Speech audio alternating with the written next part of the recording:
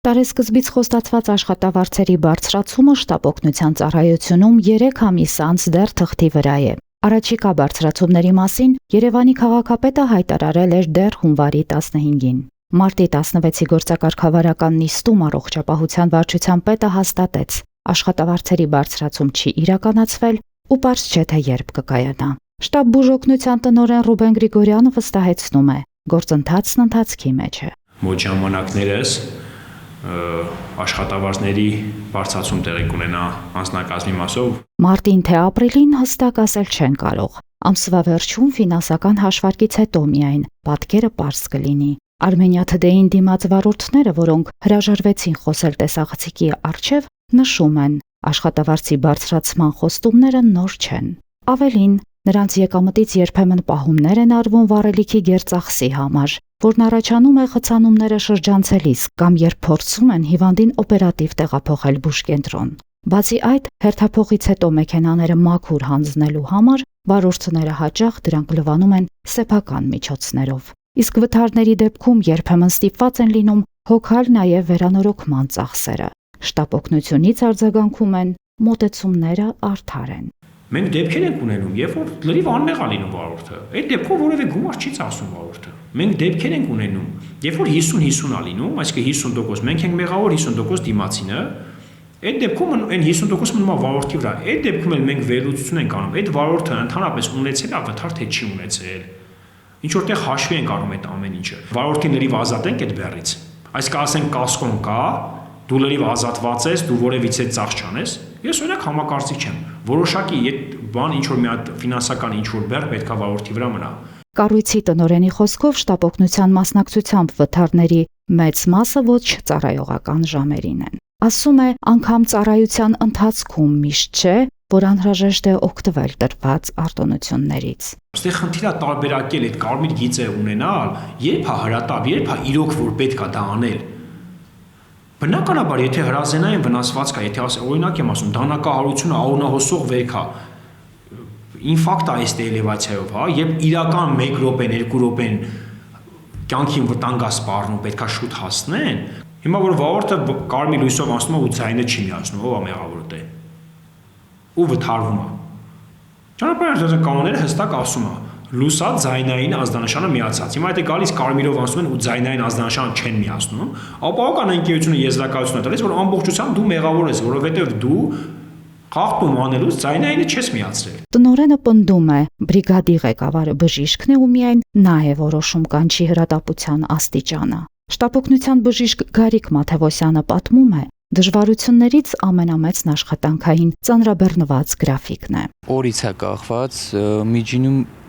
20 չլինում։ Մեծամասամբ գոհ են լինում, բայց դե բացառություններ եւս կան միշտ էլ։ Քաղաքացիներն ակնկալում են անհապաղ արձագանք, սակայն լարված իրավիճակներում բռնության դեպքերը բազմաթիվ են։ Վերջին աղմկահարույց միջադեպի մասին ներքին գործերի նախարարությունը հայտնել էր փետրվարի 24-ին։ Մեծամորում ալկոհոլի ազդեցության տակ գտնվող անձինք վեճի էին բռնվել եւ բռնություն գործադրել կանչով ժամանած շտապ օգնության բրիգադի նկատմամբ։ Այստեղ հարց է առաջանում. ով է ճիշտ՝ երթևեկության խախտումների գնով կյանքեր փրկող վարորդը, թե նա, ով հետևում է երթևեկության կանոններին։ Գրիգորյանը հակադարձում է. կան անբարեխիղճ վարորդներ, որոնք չարաշահում են տրված արտոնությունները։ Երևանի փողոցներում հիմնականում զիջում են, հավաստիացնում է վարորդներից մեկը, սակայն խոստովանում է, հակառակ պատկերին եւս բախվում են։ Ճանապարհ բացեն,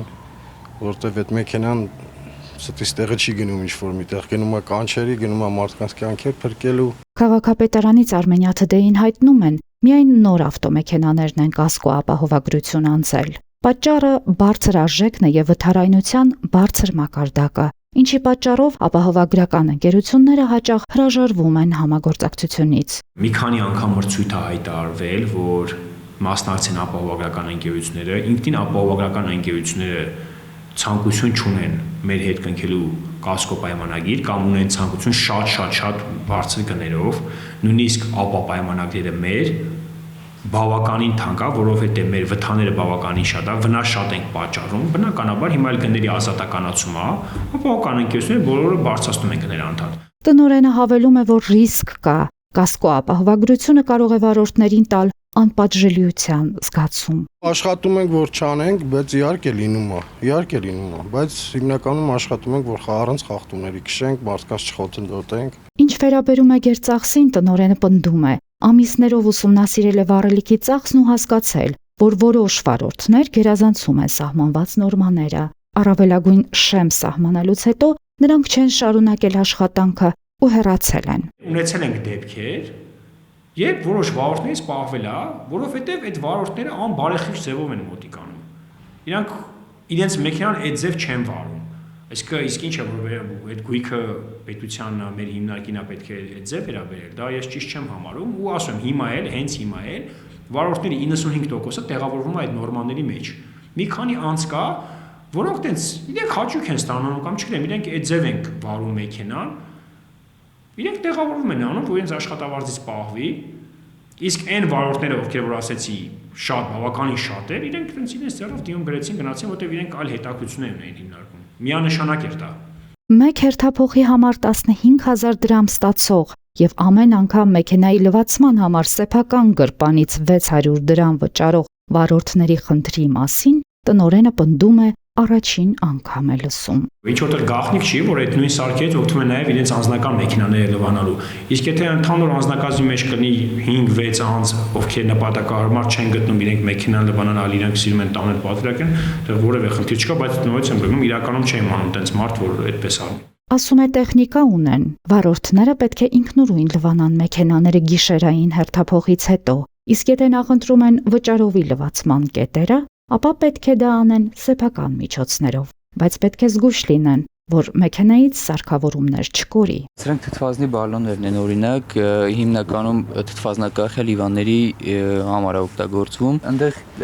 դեֆիբրիլյատորն է։ Շինաներ, վիրակապեր, մոնիտորներ, պուլսօքսիմեր, պատգարակ, դեղորայք։ Մինչ պաշտոնյաները խոսում են համակարգի կարգավորման եւ վերահսկողության մասին, վարորդները շարունակում են աշխատել նույն պայմաններում, սպասելով ոչ միայն աշխատավարձի խոստացված բարձրացմանը, այլև աշխատանքային միջավայրի իրական բարելավմանը։ Հարցը, թե երբ խոստացված բարեփոխումները թղթից կտեղափոխվեն գործնական դաշտ, մնում է բաց։ Արաքսա Սնխչյան, Անի Ներկարարյան, Սոնա Խաչատրյան, Հարութ Ապրեսյան, Armenia Today։